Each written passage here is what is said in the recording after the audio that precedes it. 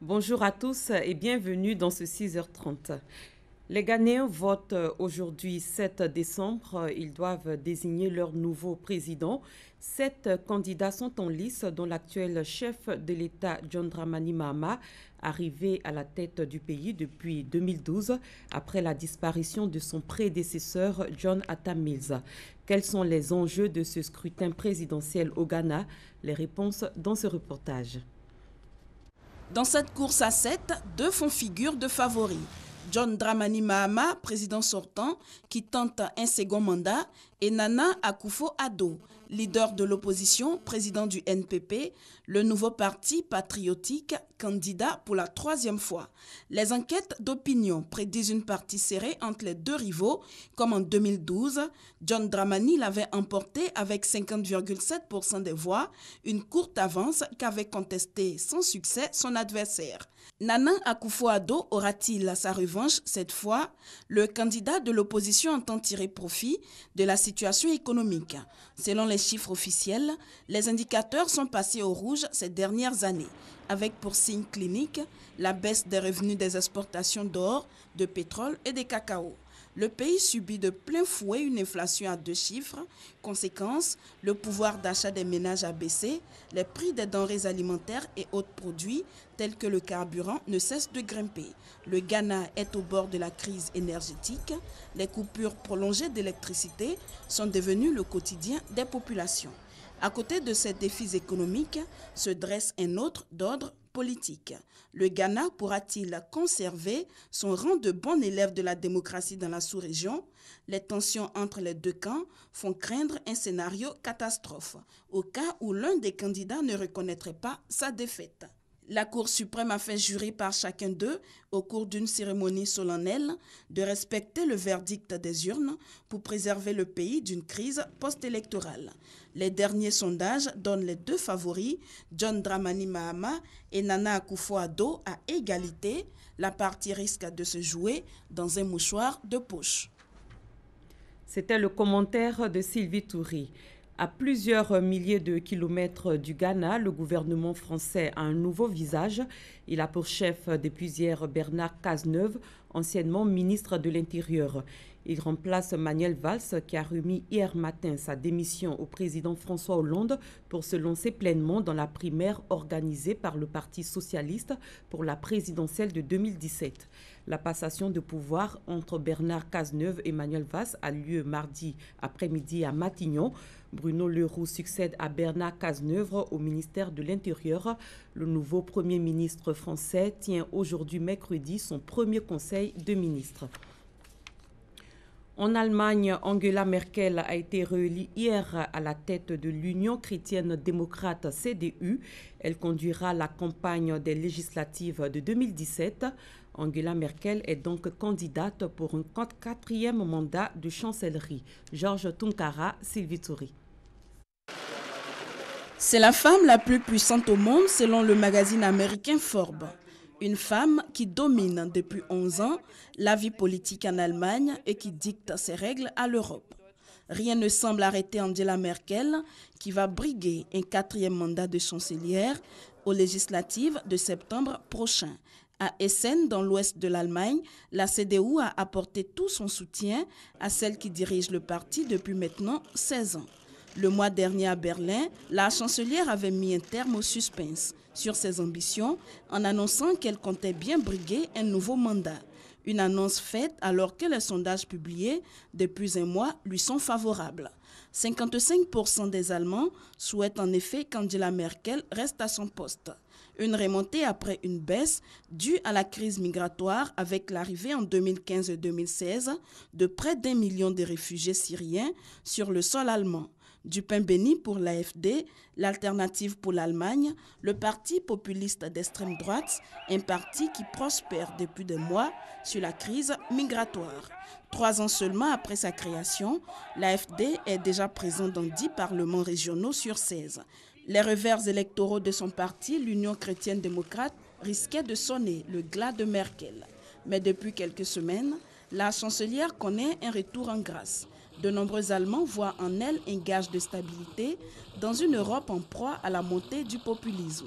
Si l'élection avait lieu aujourd'hui, la CDU d'Angela Merkel arriverait en tête avec 37% des voix devant son grand rival, le Parti social-démocrate, qui participe depuis 2013 à la grande coalition au pouvoir à Berlin et crédité de 22% des intentions de vote selon les dernières enquêtes d'opinion.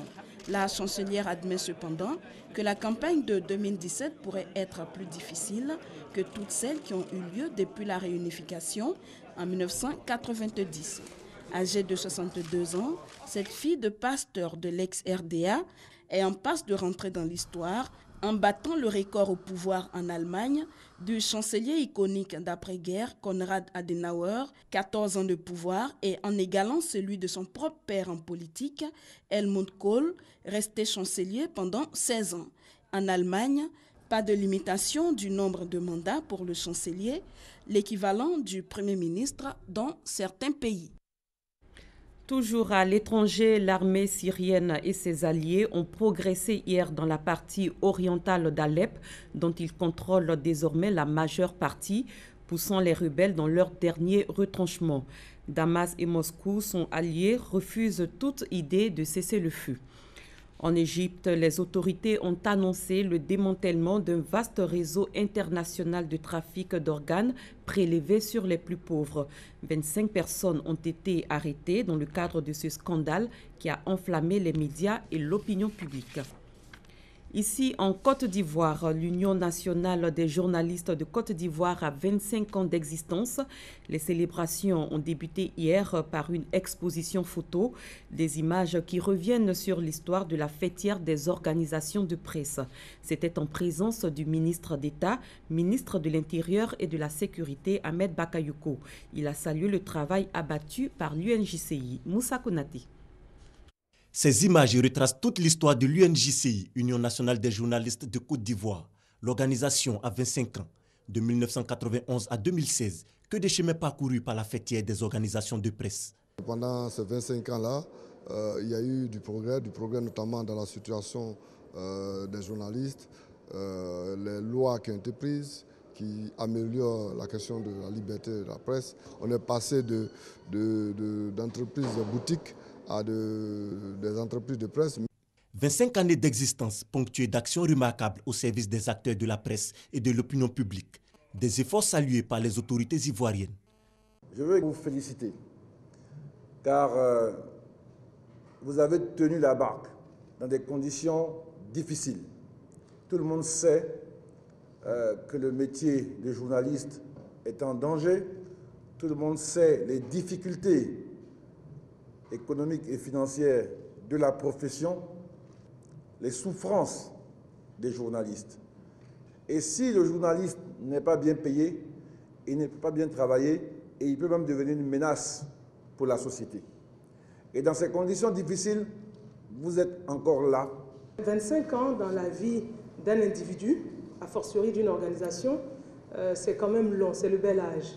25 ans permet effectivement de réfléchir, de faire un bilan, de réfléchir sur tout ce qu'on a fait, de faire un diagnostic très clair, ensuite d'envisager des perspectives heureuses.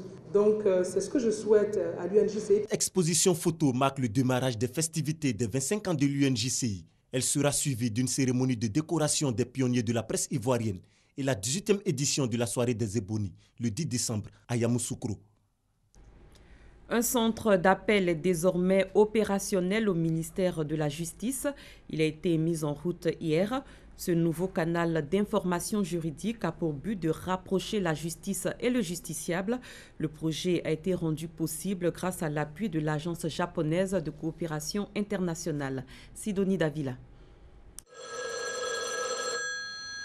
Nous sommes dans les locaux du centre d'information du ministère de la Justice. Kwame Amani, le superviseur, lui-même juriste, et son équipe composée d'opérateurs et de suppléants sont à l'écoute des usagers pour tenter d'apporter des informations liées au droit et à la justice. Il y a des questions-réponses qui sont déjà sur les bases de données.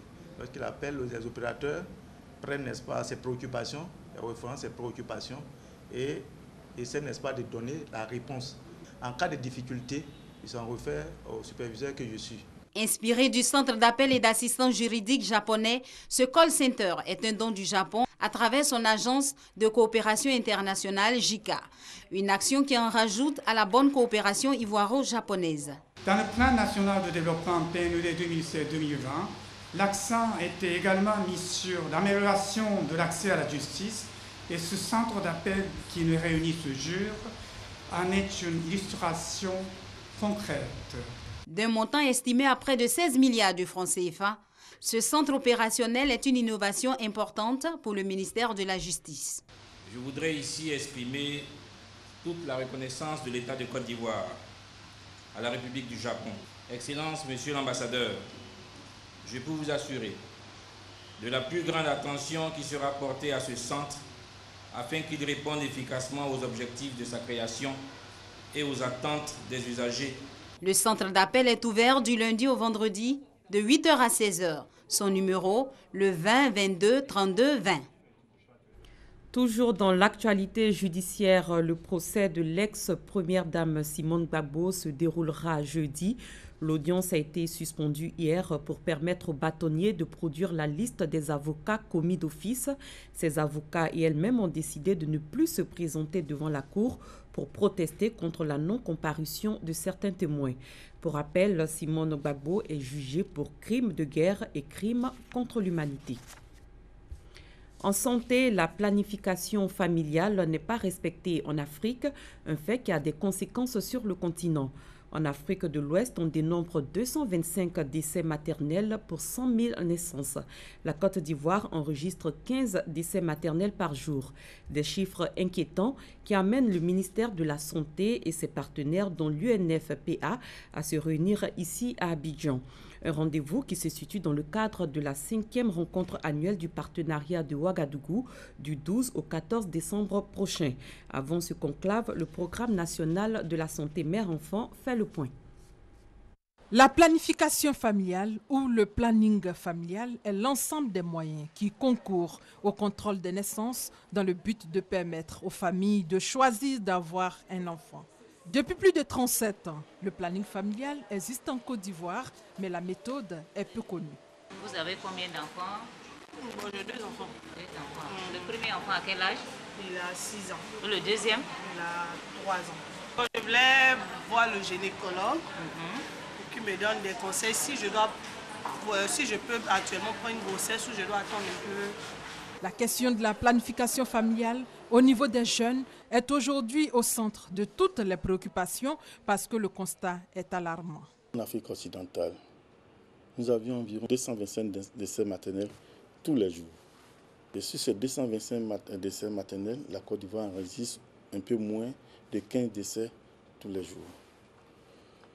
Vous voyez, la situation est difficile, elle est triste.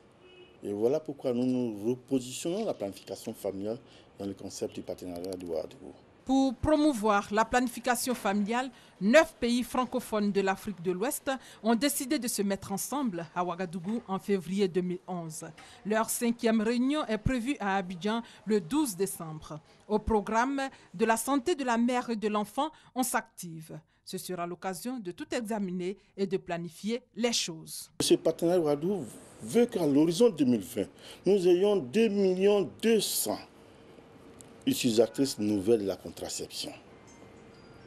Dans ces 2 200 000, la Côte d'Ivoire s'est engagée à fournir environ le quart, c'est-à-dire environ 500 000 nouvelles acceptrices. Communication et sensibilisation, beaucoup reste à faire. La Côte d'Ivoire a décidé de se doter d'un cadre juridique. La Côte d'Ivoire, très bientôt, aura un cadre juridique approprié pour la santé sexuelle et reproductive.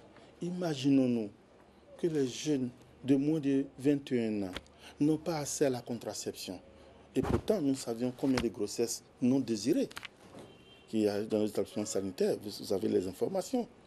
Comment faut-il faire dans cette situation quand les problèmes sont là et que l'offre de services n'est pas adaptée aux jeunes? C'est tout ça que nous voulons régler. Nous voulons faire en sorte, dans nos communautés les plus loin possible, qui n'ont pas accès aussi à la contraception, comment faut-il déléguer la tâche pour qu'il y ait des relais communautaires qui puissent distribuer, redistribuer les services de planification familiale. L'utilisation de la contraception permet d'éviter les grossesses trop précoces, trop rapprochées, trop tardives, trop nombreuses et non désirées. Ce reportage est signé Delphine Glass. C'est la fin de ce 6h30. Merci de l'avoir suivi. Très bon début de journée à tous et à toutes.